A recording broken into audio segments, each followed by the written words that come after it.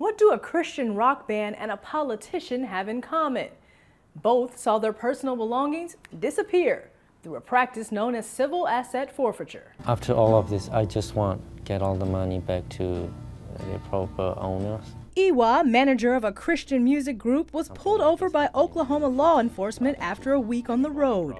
The $30,000 they'd raised for charity, seized. Police thought he was a drug dealer, though no drugs were found. And GOP candidate Geraldo Serrano lost his truck after Border Patrol officers found 5 bullets in his console. He was detained but never charged. In both high-profile cases, the property was returned, eventually. The practice is perfectly legal. Law enforcement has a suspicion that something you've got on you, a fancy car, whatever money is in your glove compartment, may have been involved in a crime in some way. And they say, well, because of my suspicion, I'm just going to take this. Defenders say there are positive sides to civil asset forfeiture. Law enforcement uses the resources for equipment and salaries. According to the Institute for Justice, the DOJ used it to take $4.5 billion in 2014.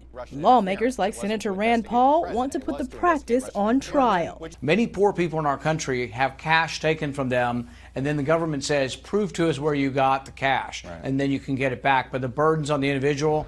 Then came the Supreme Court. In the case of Timms v. Indiana, the court decided the $42,000 vehicle seized from Tyson Timms was excessive, more than 4 times the amount in fines he would have paid for that conviction.